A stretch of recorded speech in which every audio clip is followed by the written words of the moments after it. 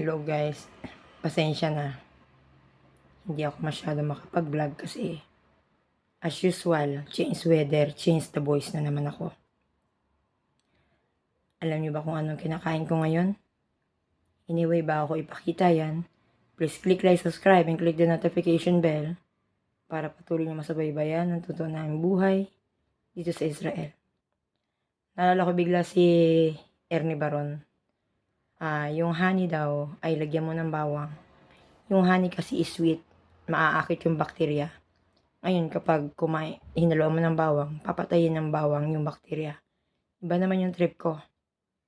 Inag-slice ako ng apple at bumili ako ng Israel honey. Yun, kinakain ko yung apple na may honey. And then, kinakain ko yung butil ng bawang. Meron pa akong milk salad with tomato and garlic with sesame oil. Yun, para ma-relax ako. Pasensya na, hindi na ako masyadong makapag-vlog ngayon. Anyway, please watch this.